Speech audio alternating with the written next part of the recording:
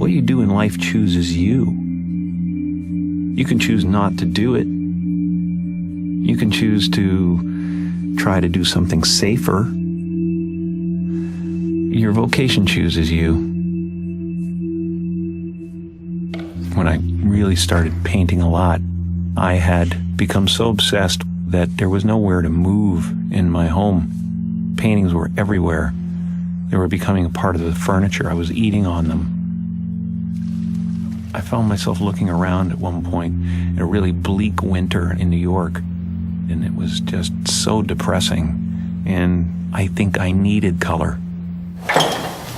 It's getting kind of pedestrian to me now, the teal.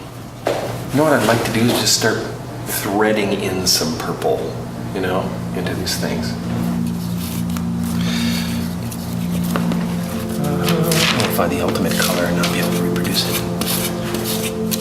You can tell what I love by the color of the paintings. You can tell my inner life by the darkness in some of them, and you can tell what I want from the brightness in some of them. It's 5 a.m. So I'm making a little more progress now. It's really kind of cool what happens with these things, because you really don't know what a sculpture or a painting totally means. You think you do. Most of the time I start out with a plan, and then, like a year later, I'll realize that the painting was telling me what I needed to know about myself a year before. I think what makes someone an artist is they make models of their inner life. They make something physically come into being that is inspired by their emotions or their needs or what they feel the audience needs. Like the independence of it, the love, freedom of it.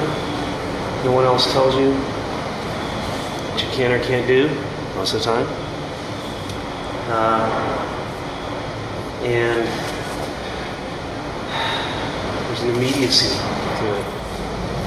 Art has to be service, it's like you're servicing your subconscious, and at the same time you're doing something that someone's going to relate to, hopefully. When I was a kid, I spent half my time in the living room performing for people.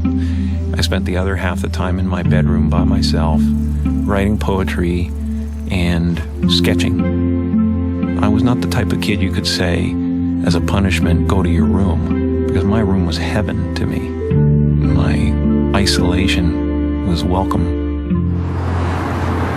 People that are different have a shot at being original. They got motivation too.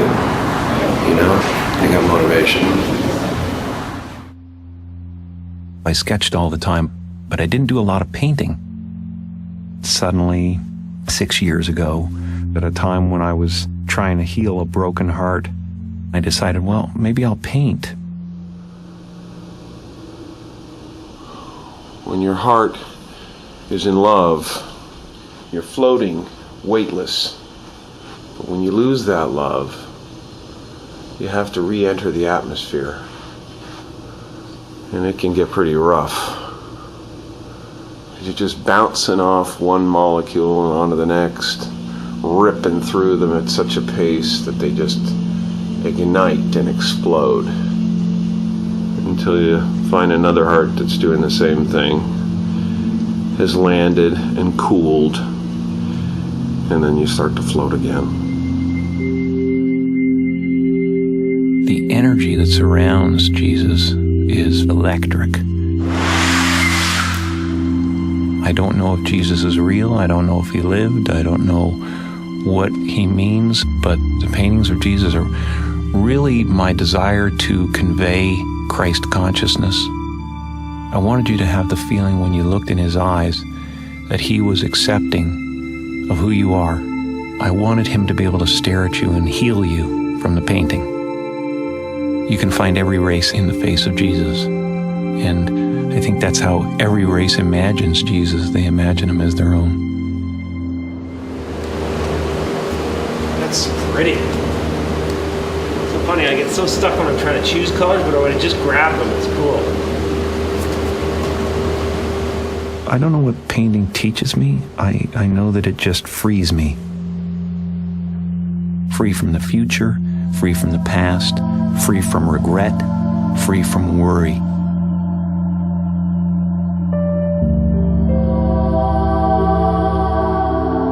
Something inside you is always telling a story. I believe every single thing that you see and hear is talking to you.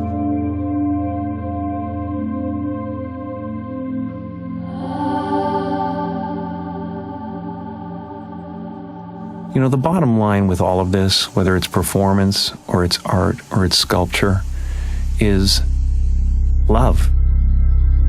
We want to show ourselves and have that be accepted. I love being alive, and the art is the evidence of that.